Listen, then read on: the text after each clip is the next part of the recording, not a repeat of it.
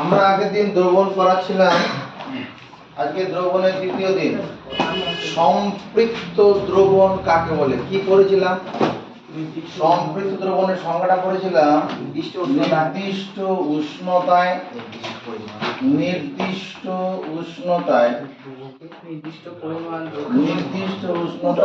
এবং নির্দিষ্ট পরিমাণ দ্রাবকে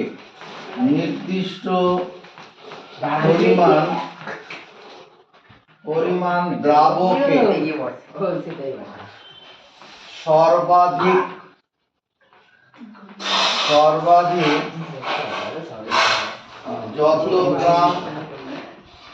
যত গ্রাম দ্রাবক দ্রবীভূত থাকতে পারে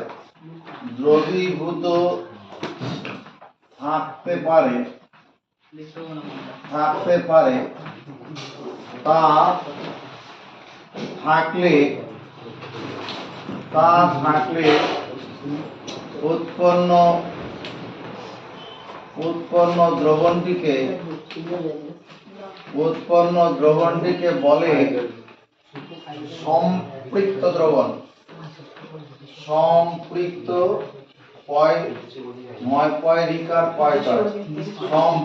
দ্রবণ মুখস্থ করো।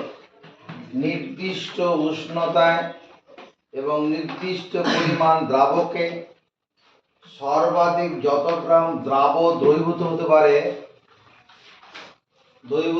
থাকতে পারে তা থাকলে উৎপন্ন দ্রবণটিকে বলে সম্পৃক্ত দ্রবণ। উদাহরণ বলছি, 20 ডিগ্রি সেন্টিগ্রেড উষ্ণতায়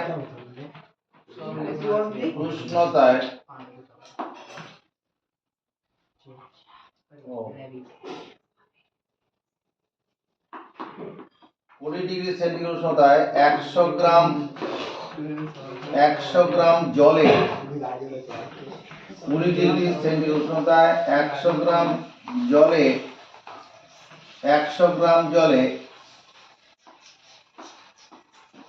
35 গ্রাম লবণ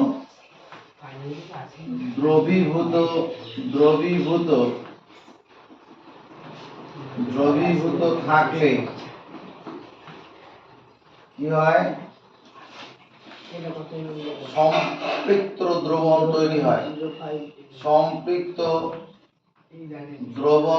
হয়।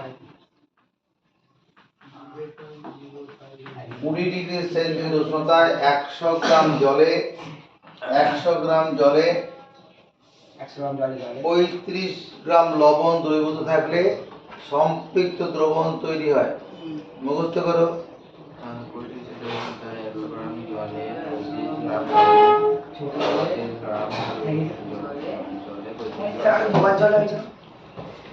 আর দুবার কোথাও লেখালে একবার মুখস্থ কর না, কোথায় হয়েছে? ঠিক আছে, একবার মুখস্থ করে নে।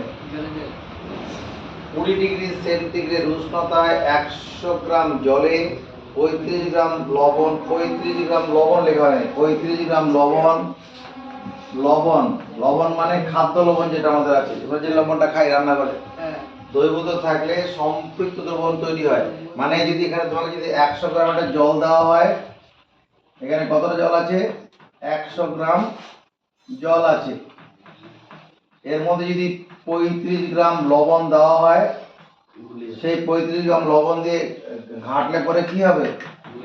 পুরোটাই একটা সম্পৃক্ত দ্রবণ তৈরি। কারণ সম্পৃক্ত কেন হবে? এর মধ্যে যদি আর একটা দানাও লবণ দেওয়া হয়, ওই লবণটা তলায় থিতিয়ে পড়বে। যদি একটা দানা দেওয়ার পরে ওই লবণের দানাটা গুলে যায়, তারপরে সম্পৃক্ত ছিল না। সম্পৃক্ত কখন হবে? যখন আর একটা মাত্র লবণের দানা ফেললে পরেও সেটাকে আর গুলতে পারবে না, তাহলে সেটা সম্পৃক্ত। মুখস্থ করার দায়িত্ব নেই। নির্দিষ্ট উষ্ণতায়। এবার তোমার মনে প্রশ্ন জাগছে, স্যার সম্পৃক্ত দ্রবণ বলার সময় নির্দিষ্ট উষ্ণতা নির্দিষ্ট পরিমাণ দ্রাবক এই কথাগুলো বলছি কেন? এখানে 100 গ্রাম জলে 35 গ্রাম লবণ মিশালে সম্পৃক্ত হয়, তার মানে আর একটা লবণের দানাও বলতে পারবে না, তাই তো? এবার যদি আমি কি করতাম, 35 গ্রাম লবণ আছে, আমি 100 গ্রাম জলের জায়গায় আরো 10 গ্রাম জল দিয়ে দিলাম, এবার কি হবে, 10 গ্রাম জল দিলে কি হবে, যদি আরো একটা কেন 10টা লবণের দানা দিল সেটাকে গুলিয়ে নেবে। আর যেখানে যেমন সম্পৃক্ত ছিল, এবার দ্রাবকের পরিমাণ বাড়ালে দ্রবণটা সম্পৃক্ত থাকলো না, থাকলো না। আবার 100 গ্রাম জলে 35 গ্রাম লবণ মেশালে সম্পৃক্ত হলো, এর মধ্যে আর একটা দানা দিলেও মিশবে না। তুমি একটা কেন 10টা দানা দিয়ে দাও, দিয়ে এবার এই জলটাকে যদি তুমি গরম করো, রান্নাঘরে গ্যাস ওভেনে বসে গরম করো, 20 ডিগ্রি সেখানে যখন 32 ডিগ্রি সেখানে তাপমাত্রা হয়ে যাবে, যে 10খানা লবণের দানা তোমার থিতি ছিল ওটাও গুলিয়ে নেবে। তাহলে কোনো একটা দ্রবণ সম্পৃক্ত থাকতে গেলে কি দরকার, কন্ডিশন দুটো হচ্ছে। কোন একটা দ্রবণকে সম্পৃক্ত থাকতে গেলে তার উষ্ণতা দ্রাবের পরিমাণটা ঠিক থাকতে হবে। উষ্ণতা দ্রাবের পরিমাণ ঠিক থাকলে তবেই সেটা হবে। এবার দ্রাব্যতা বলে একটা কথা আছে। দ্রাব্যতার সংজ্ঞাটা এরকম, নির্দিষ্ট উষ্ণতায়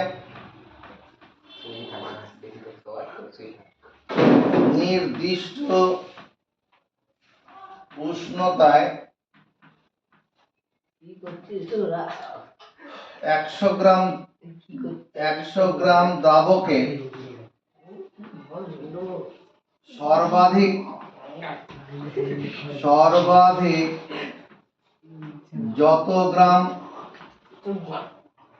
যত গ্রাম দ্রাবক দ্রবীভূত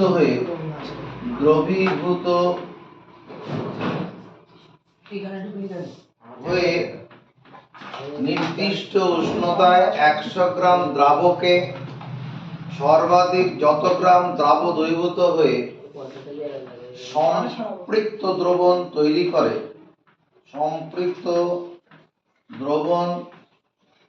তৈরি করে, সেই গ্রাম সংখ্যাকে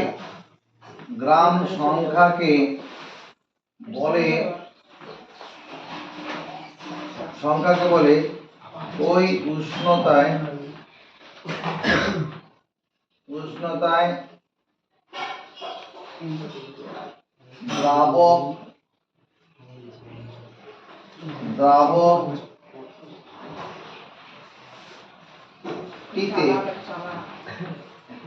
দ্রাবকটিতে দ্রাবের দ্রাব্যতা,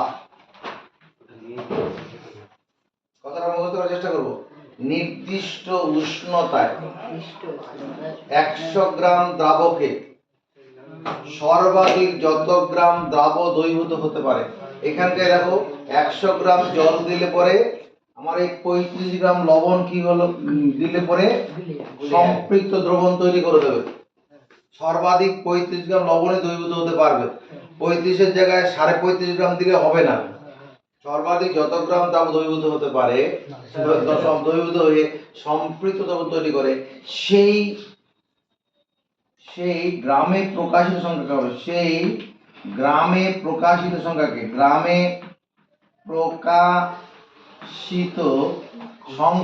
গ্রামে প্রকাশিত সংখ্যাকে বলে ওই উষ্ণতায়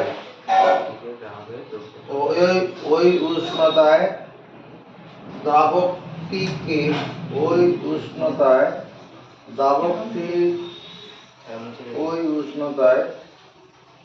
দ্রাবের দ্রাব্যতা করে দাও। ওই উষ্ণতায়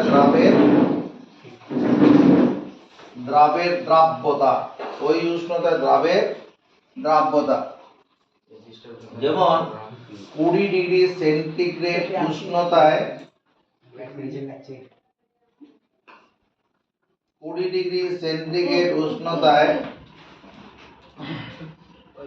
খাদ্য লবণের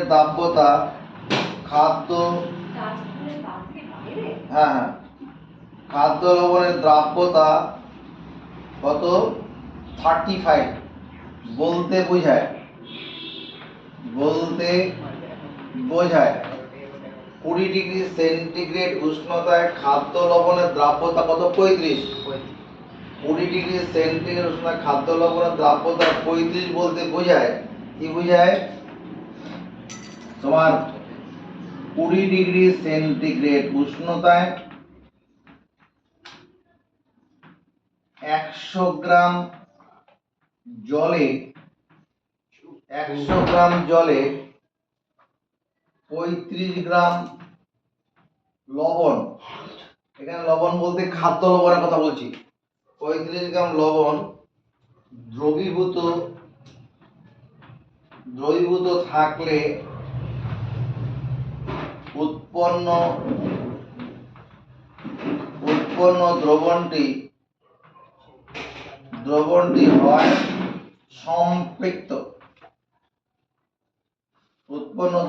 হয় সম্পৃক্ত। দ্রবীভূতকরণটা এটাই ঠিক, দীর্ঘিকার হবে, দ্রবীভূত। তাহলে 20 ডিগ্রি সেন্টিগ্রেড উষ্ণতায় খাদ্য লবণের দ্রাব্যতা 35, এখানে 35 শুধু গ্রামে প্রকাশ সংখ্যাটা দেখো, নির্দিষ্ট উষ্ণতায় 100 গ্রাম দ্রাবকে সর্বাধিক যত গ্রাম দ্রাবক দ্রবীভূত হয়ে সম্পৃক্ত দ্রবণ তৈরি করে সেই গ্রামে প্রকাশিত সংখ্যাকে, এখানে গ্রামে প্রকাশিত সংখ্যা তো এই যে 35 গ্রাম ছিল না, 35 গ্রাম, 35 সংখ্যাটা, 35 গ্রাম সংখ্যাটা হচ্ছে দ্রাব্যতা, দ্রাবের দ্রাব্যতা মানে লবণের দ্রাব্যতা, এরকম করতে করি।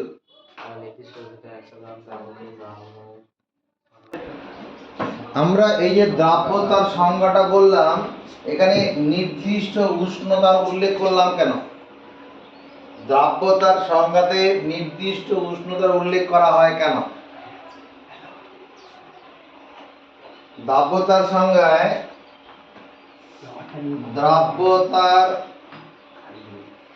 সংজ্ঞায় কি করা হচ্ছে? নির্দিষ্ট উষ্ণতার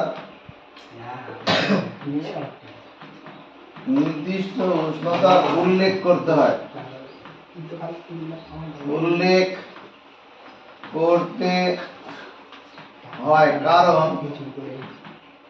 কারণ 100 গ্রাম, কারণ বিভিন্ন উষ্ণতায়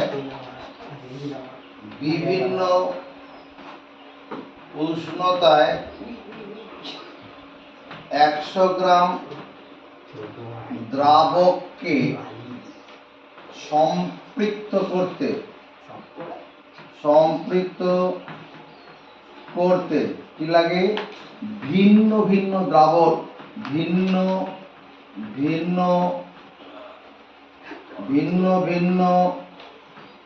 পরিমাণ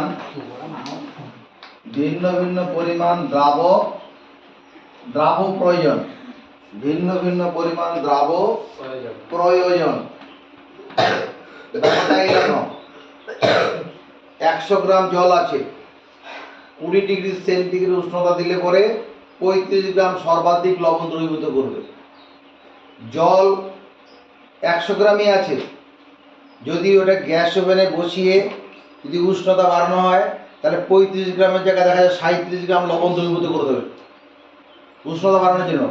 উষ্ণতা আরো বাড়ানো হলো, জলের মধ্যে মনে করো ওই 100 গ্রাম জল আছে, 40 গ্রাম লবণ দিয়ে দেওয়া হলো, তাহলেও তাহলে গুলিয়ে দিচ্ছে। তার মানে কি সম্পৃক্ত থাকছে না, উষ্ণতা বাড়ানোর জন্য। ওই জন্য দ্রাব্যতার সঙ্গে কি করা থাকে? উষ্ণতার উল্লেখ থাকে। মুখস্থ করো, দ্রাব্যতার সংজ্ঞায় উষ্ণতার উল্লেখ করতে হয় কারণ বিভিন্ন উষ্ণতায় 100 গ্রাম দ্রাবককে সম্পৃক্ত করতে ভিন্ন ভিন্ন পরিমাণ দ্রাবক প্রয়োজন হয়। এই দ্রবণে দ্রাব্যতার নির্ণয়ের একটা সূত্র আছে, দ্রাব্যতা নির্ণয়ের সূত্র। দ্রাব্যতা মানে দ্রাব্যতাটা কার? দ্রাবের দ্রাব্যতা। দ্রাবে মানে ওই যে লবণ, চিনি, এগুলা যে দ্রাবক, আর দ্রাবক মানে যার মধ্যে দ্রবীভূত করা হয়। দ্রাবের দ্রাব্যতা সমান, তার আগে নির্দিষ্ট উষ্ণতা কথাটা লিখলে ভালো হয়। নির্দিষ্ট উষ্ণতায় দ্রাবের দ্রাব্যতা, নির্দিষ্ট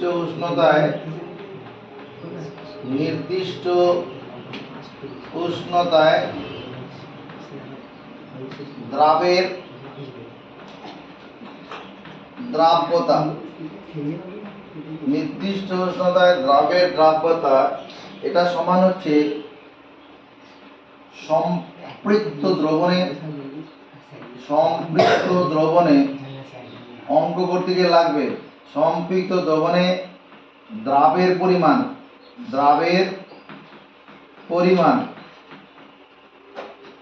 ভাজিত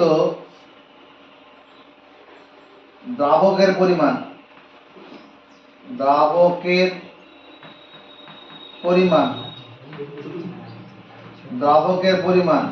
ইনটু 100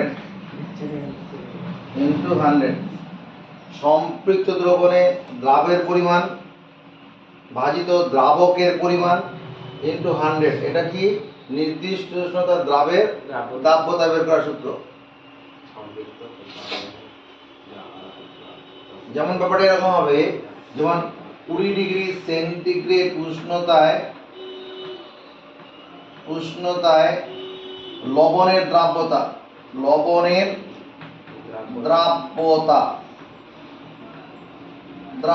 কি হবে? তাহলে 20 ডিগ্রি সেন্টিগ্রেড উষ্ণতায় লবণের দ্রাব্যতা মানে 35 গ্রাম লবণ দ্রবীভূত করলে সম্পৃক্ত দ্রবণ হবে। তাহলে সম্পৃক্ত দ্রবণের দ্রাবের পরিমাণ কত?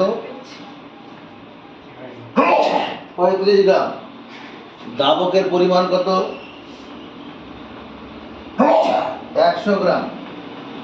তার সঙ্গে 100 গুণ করবো, বলো গ্রাম বা 100 বার, এই যে 35।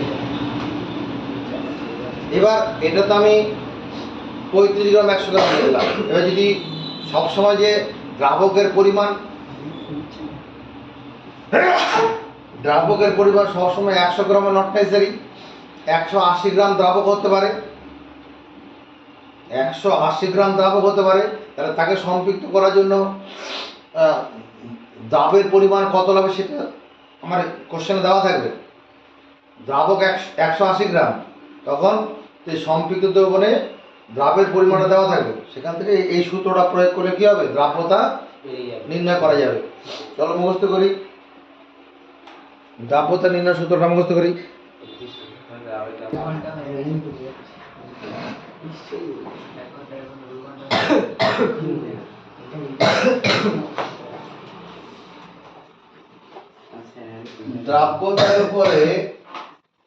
দ্রাব্যতার উপর উষ্ণতার প্রভাব।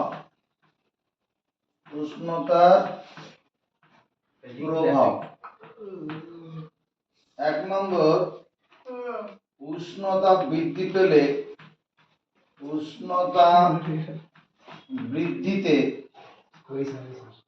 খাদ্য লবণের দ্রাব্যতা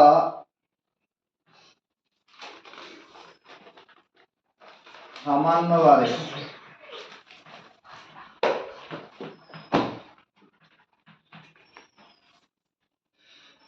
উষ্ণতা বৃদ্ধিতে খাদ্য লবণের দ্রাব্যতা কি হয়? সামান্য বাড়ে। মানে 20 ডিগ্রি সেন্টিগ্রেড উষ্ণতায় 35 গ্রাম লবণ দ্রবীভূত হলে পরে সম্পৃক্ত হবে। তো যদি 20 জায়গায় 50 ডিগ্রি সেন্টিগ্রেড করে দেওয়া যায়, তখন দেখা যাবে 35 জায়গায় 38 গ্রাম হচ্ছে।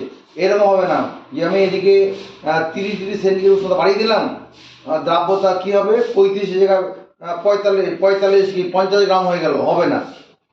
মানে উষ্ণতা বৃদ্ধিতে দ্রাব্যতা সামান্য বাড়ে আর কি, খাদ্য লবণের ক্ষেত্রে। আবার উষ্ণতা বৃদ্ধিতে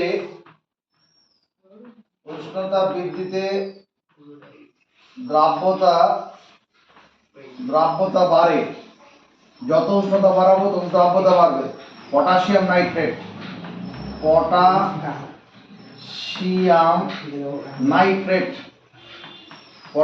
নাইট্রেট যেটা আছে, এর দ্রাব্যতা, উষ্ণতা বাড়লে দ্রাব্যতা বাড়ে। যত উষ্ণতা বাড়াবো তত বেশি করে পটাশিয়াম নাইট্রেট দ্রবীভূত। Potassium nitrate KNO3 potassium nitrate. আবার উষ্ণতা বাড়লে দ্রাব্যতা কমে, এরকমও আছে। 3 নম্বর কি হবে? উষ্ণতা বাড়ালে দ্রাব্যতা কমে, উষ্ণতা বাড়ালে দ্রাব্যতা কমে। কিরকম? তুমি যদি ওই যে চুন যেটা আছে পোড়া চুন ঠান্ডা জলে যদি তুমি মানে এক বালতি জলের মধ্যে হাফ বালতি জল নাও, হাফ বালতি জলের মধ্যে যদি তুমি মনে করো 2 কেজি পোড়া চুন দিয়ে দিলে পুরো জলে গুলে গেল, আরও দিতে গেলে হয়তো সামান্য গললো, বাকি তলায় দিয়ে পড়লো, ঠিক আছে? এবার যদি তুমি তাপ দাও তাহলে যে পরিমাণ তলায় থিতিয়ে পড়েছিল, সম্পৃক্ত যেটা হয়েছিল আর কি, বা সম্পৃক্ত চুনের দ্রবণ তৈরি করা হলো, সম্পৃক্ত চুনের দ্রবণ চুনকাম করার জন্য করা হলো, বেশ। এবার যদি ওই সম্পৃক্ত দ্রবণটা যদি উষ্ণতা বাড়ানো যায়, দেখা যাবে তলায় কি হচ্ছে, চুন থিতিয়ে পড়ছে। উষ্ণতা বাড়ানোর জন্য তাহলে থিতিয়ে পড়ছে মানে কি, ওর দ্রাব্যতাটা কমে গেছে, দ্রাব্যতা কমে গেছে। কিন্তু ওই চুন জলটাকে সম্পৃক্ত চুন জলটাকে যদি আমি ঘরের যদি ফ্রিজে রেখে দিই, তখন দেখা যাবে কি ওর দ্রাব্যতাটা বেড়ে যাচ্ছে আবার, না ঠান্ডায় ওর দ্রাব্যতাটা বাড়ে, গরম উষ্ণতা বাড়লে দ্রাব্যতাটা কমে যায়। সে উষ্ণতা বাড়লে দ্রাব্যতা কমে কার, যেমন তোমাকে পোড়া চুনের আরেক নাম কি, ক্যালসিয়াম অক্সাইড, CaO। পোড়া চুনের দ্রাব্যতা উষ্ণতা বাড়লে কমে যাবে। তারপরে calcium sulphate, calcium nitrate, calcium sulphate CaSO4, calcium nitrate CaNO3 এইগুলো, এটা যে ক্যালসিয়াম নাইট্রেট, ক্যালসিয়াম নাইট্রেট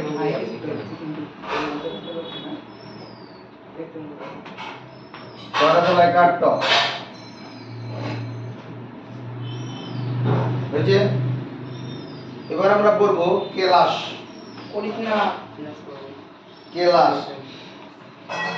কেলাস জল, এই সম্পর্কে পড়বো। কেলাস তুমি যদি একটু বাড়ি থেকে আজকে লক্ষ্য করে দেখবে তোমার রান্নাঘরে যে চিনির বয়ামে যে চিনিগুলো আছে তো, ওখান থেকে 8-10টা চিনির দানা হাতে নিয়ে নাও, একটা কাগজের মধ্যে রেখে যদি তুমি আতস কাচ দিয়ে দেখবে সব কটা চিনির দানা এক রকম দেখতে। যদি লবণগুলো দেখি সব কটা লবণের দানা এক রকম দেখতে, একই রকম জ্যামিতিক আকার বিশিষ্ট। চিনির দানার একরকম জ্যামিতিক আকার, লবণের দানার আরেক রকম জ্যামিতিক আকার। সেই সম্পর্কে পড়ছি আমরা ক্লাস পড়ার সময়, এটুকু নাকি হয়ে যাক।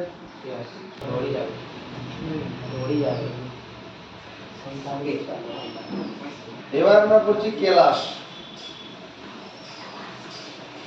কেলাসের সংজ্ঞাটা হচ্ছে নির্দিষ্ট জ্যামিতিক আকার বিশিষ্ট, সঙ্গে সঙ্গে লিখে নাও, নির্দিষ্ট জ্যামিতিক আকার বিশিষ্ট, নির্দিষ্ট জ্যামিতিক আকার বিশিষ্ট, নির্দিষ্ট জ্যামিতিক আকার আছে, নির্দিষ্ট জ্যামিতিক আকার বিশিষ্ট সমসত্ব কঠিন পদার্থের দানাকে, সমসত্ব কঠিন পদার্থের দানাকে বলে কেলাস। নির্দিষ্ট জ্যামিতিক আকার বিশিষ্ট সমসত্ব কঠিন পদার্থের দানাকে বলে কেলাস। মনে কর এটা আমি কি বানালাম, এটা একটা বর্গক্ষেত্র, তার সামনে আরেকটা সমান মাপের বর্গক্ষেত্র বানালাম, বর্গক্ষেত্রের সামনে আরেকটা সমান মাপের বর্গক্ষেত্র, এই কোণাগুলো জুড়ে দিচ্ছি। তাহলে এই যে জ্যামিতিক আকারটা হলো, নির্দিষ্ট জ্যামিতিক আকার হয়েছে, এটাকে বলে ঘনক। এটা কি বলে? ঘনক। যদি কোনো কঠিন পদার্থের দানাগুলো এইরকম হয়, সবগুলো এরকম ঘনক আকৃতি, সবগুলো এরকম কি ঘনক আকৃতি, তখন এগুলোকে আমরা কি বলবো? কেলাস বলবো। তুমি যদি দেখো লবণের ওই যে চিনির দানাগুলো এরকম দেখতে হবে, মাইক্রোস্কোপে দেখবে বা মাইক্রোস্কোপ পাবে না, আতস কাচ দিয়ে দেখবে বা চিনির যদি বড় বড় দানাগুলো দেখবি এরকম দেখতে হবে। এগুলো হচ্ছে কেলাস। এই যে কেলাস দু রকম আছে, একটা হচ্ছে কেলাসিত পদার্থ, একটা অনিয়তকার পদার্থ। কেলাসিত পদার্থ, কেলাসিত পদার্থ একটা আছে, আর হচ্ছে অনিয়তাকার পদার্থ। এই কেলাসিত পদার্থ মানে যার আরেকটা নাম আমি বলতে পারবো কি নিয়তাকার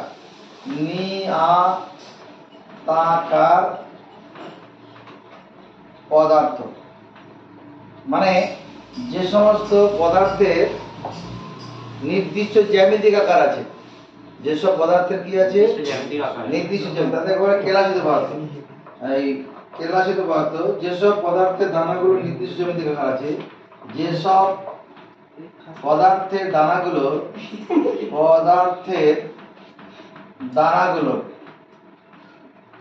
যেসব পদার্থের দানাগুলির কি আছে নির্দিষ্ট জ্যামিতিক আকার আছে, নির্দিষ্ট জ্যামিতিক আকার আছে, যেসব পদার্থের দানাগুলির নির্দিষ্ট জ্যামিতিক আকার আছে তাদের কি বলে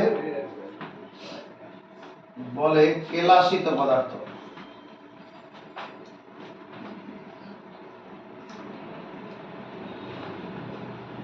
এই কেলাসিত পদার্থের মধ্যে কার হবে চিনি, লবণ। চিনি, লবণ এগুলো কিরকম পদার্থ? কেলাসিত, নির্দিষ্ট জ্যামিতিক আকার আছে। আর অনিয়তাকার পদার্থ কি হবে? যেসব পদার্থের দানাগুলোর নির্দিষ্ট জ্যামিতিক আকার নেই, যেসব পদার্থের দানাগুলোর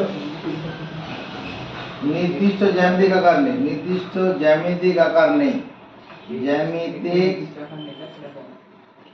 নেই, তাদেরকে বলেছে যেসব পদার্থের দানাগুলোর নির্দিষ্ট জ্যামিতিক আকার নেই তাদেরকে অনিয়তাকার পদার্থ বা অকেলাসিত পদার্থ।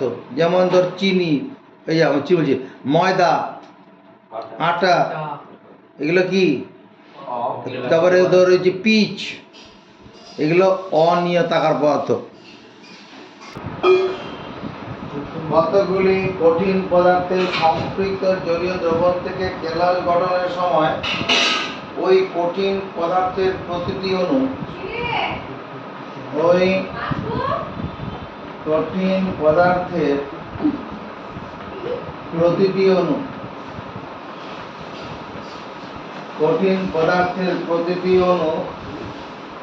কি হবে? নির্দিষ্ট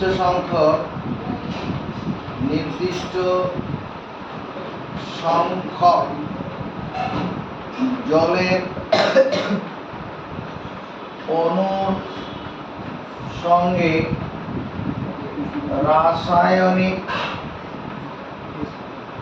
ভাবে যুক্ত থাকে।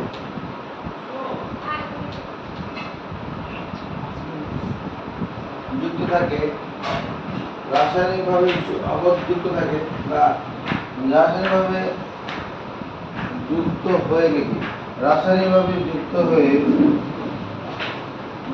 হয়ে কেলাস গঠন করে।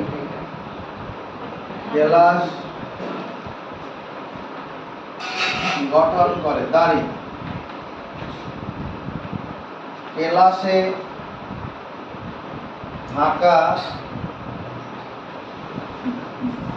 থাকা জলকে বলে কেলাস জল। কেলাসে যে জল থাকছে সেটাকে কেলাস জল বলা হয়। যেমন ধর ব্লু ভিট্রিয়াল, ব্লু ভিট্রিয়াল, এই ব্লু ভিট্রিয়ালের সংকেতটা হচ্ছে CuSO4। 5H2O। এটা যে CuSO4 মানে কপার সালফেট, কপার সালফেট। এই কপার সালফেটের সঙ্গে 1 অণু কপার সালফেটের সঙ্গে 5 অণু জল লেগে থাকে। এই জলটা হচ্ছে কেলাস জল। এই জলটা কি? কেলাস জল। আর এটা কপার ব্লু ভিট্রিয়লটা, এটা হচ্ছে কেলাসিত পদার্থ। ব্লু ভিট্রিয়লটা কি? কেলাসিত পদার্থ। ওর সঙ্গে জলটা কেলাস জল। তারপরে কাপড় কাঁচা সোডা, কাপড় কাঁচা সোডা, কাপড় কাঁচা সোডা, কাপড় কাঁচা soda, sodium carbonate, sodium NaCO3, sodium Na2CO3, sodium carbonate, তার সঙ্গে 10 অণু জল থাকে। সোডিয়াম কার্বনেটের সঙ্গে 10 অণু জল থাকে। এই sodium carbonate, sodium carbonate 9 sodium carbonate. তাহলে 1 অণু সোডিয়াম কার্বনেটের সঙ্গে কি আছে? 10 অণু জল লেগে আছে। হ্যাঁ, কেলাসিত পদার্থ। উদাহরণত কেলাসিত পদার্থ নিয়ে কোনো কথা বলছি। কেলাসিত পদার্থের মধ্যে যে জলটা কি? ওইটা কি লিখেছেন? Na2CO3, তারপর একটা 10 অণু জল, 10H2O। 10 অণু জলের সাথে লেগে আছে। কেলাসিত জল পুরোটা কেলাসিত, শুধু এইটা কেলাসিত। এবার কি? জলাকর্ষী পদার্থ, জলাকর্ষী পদার্থ। কতগুলি পদার্থ আছে খোলা বাতাসে রেখে দিলে পরে সেখান থেকে কি করে? জলীয় বাষ্প শোষণ করে নেয়। কতগুলি পদার্থ আছে খোলা বাতাসে রেখে দিলে বাতাস থেকে জলীয় বাষ্প শোষণ করে নেয়। যেমন পোড়াচুন।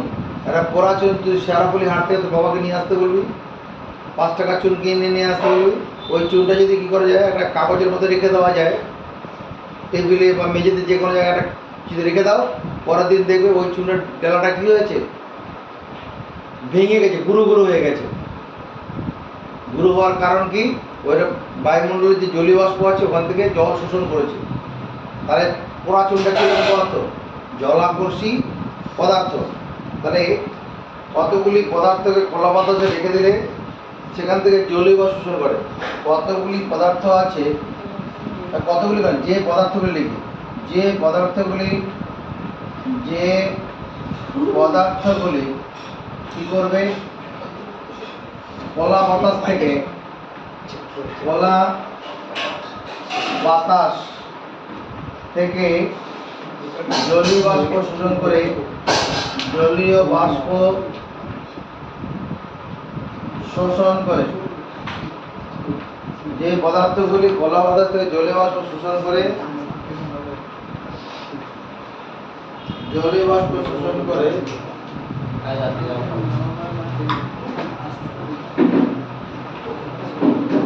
জলীয় বাষ্প শোষণ করে,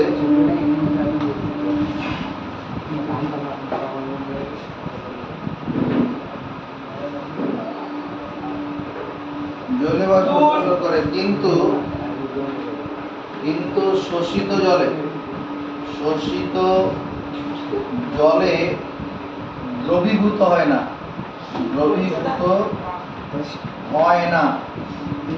তাকে বলে জলাকর্ষী পদার্থ।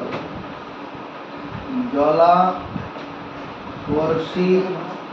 পদার্থ যে পদার্থগুলি খোলা বাতাসে রেখে দিলে বাতাস থেকে জলীয় বাষ্প শোষণ করে, কিন্তু শোষিত জলে দ্রবীভূত হয় না।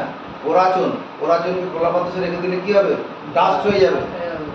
তোর এই চুনে লেই তৈরি হবে না, চুন কাম করা যাবে যেরকম ওরকম হবে না। তার মানে তোমার পোড়াচুন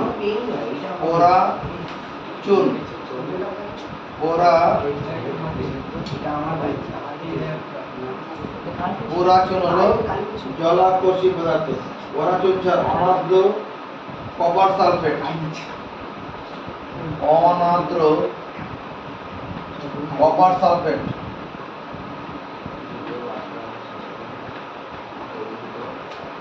সালফেট, অনাদ্র কপার সালফেট CuSO4। এটা হচ্ছে অনাদ্র, যেমন জল নেই, অনাদ্র পরাচুন, রাসায়নিক সংকেতের নাম কি? CaO, অনাদ্র কপার সালফেট। এটা কি জলাকর্ষী স্যার, পদার্থ? যে পদার্থগুলি খোলা বাতাস থেকে জলীয় বাষ্প শোষণ করে কিন্তু শোষিত জল শোষিত জলে দ্রবীভূত হয় না, আমি তা লিখেছি। দ্রবীভূত হয় না, হবে দ্রবীভূত হয় না, তাকে জলাকর্ষী পদার্থ বলে।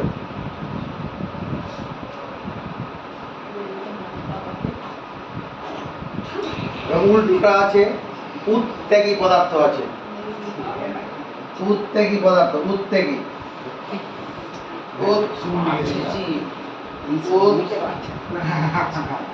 উত্তেগী পদার্থ।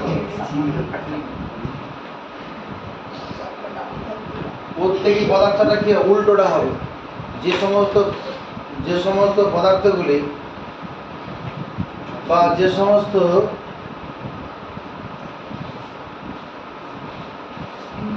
সমস্ত পদার্থগুলি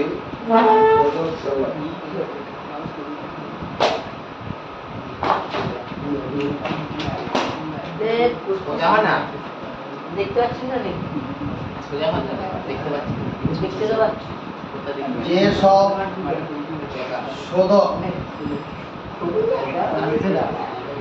দন্ত সহকার দক, শোধক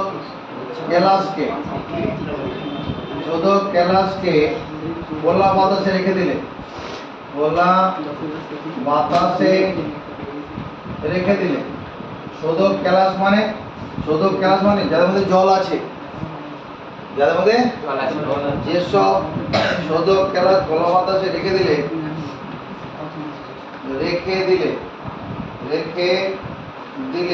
কি হবে? শোধক কেলাস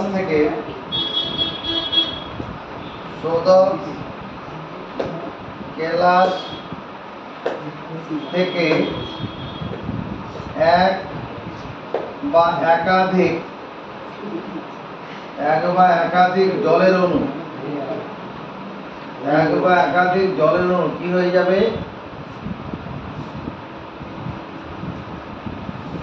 পরিবেশে না বলে বাতাসে বলে দিই, বাতাসে ছড়িয়ে পড়ে, তা হলো কি? উত্তেগী পদার্থ।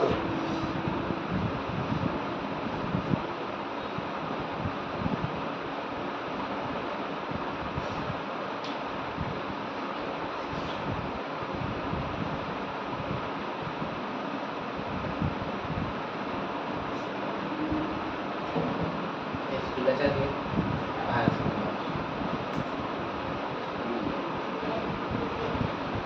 উত্তেগী পদার্থের উদাহরণ কি হবে?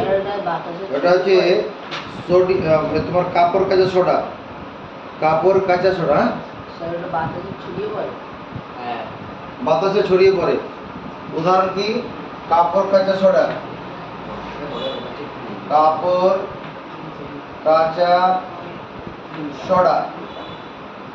এটা কাপড় কাচা সোডাটা কি তোমার